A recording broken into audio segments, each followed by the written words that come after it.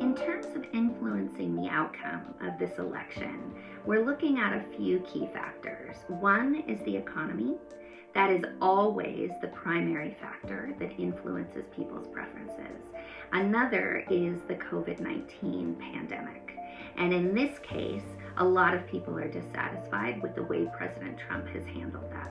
Whereas maybe we always knew that the election to some extent would be a referendum on Donald Trump himself.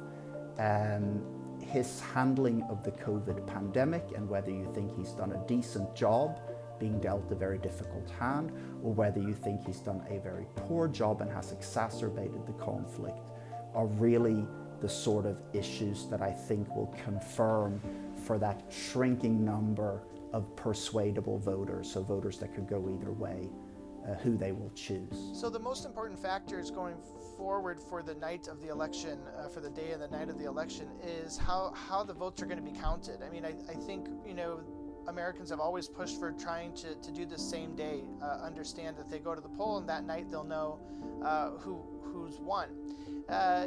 We have President Trump on one side who's saying he's going to probably contest any loss that he has. That's going to drag this into court cases potentially. So we're looking at a very different mobilized public and a very different drive for that. And that sort of new mobilization is going to be really key in influencing the outcome. But what we don't know for sure is exactly if it's Biden supporters or Trump supporters who will turn out the most on election day. The one place where Trump has been leading Biden is in voter enthusiasm.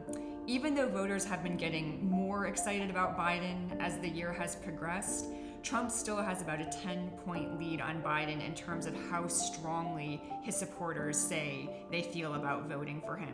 So that enthusiasm, that voter enthusiasm, that likelihood to vote plays a big role on election day with who actually casts that ballot, whether it's coming into a polling place or mailing it in beforehand, but who is going to feel strongly enough to be mobilized to cast their vote. Issues around police brutality, the murder of George Floyd, and the protests that sparked, and the debates around law and order and so on, that the president and his supporters introduced in that setting. That's something that's important.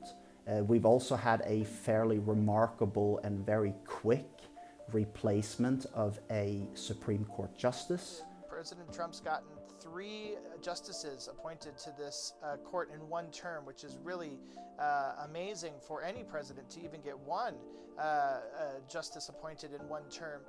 That's going to be another factor. Is this going to go to the Supreme Court? And did his appointments to the Supreme Court influence how they're going to decide the election?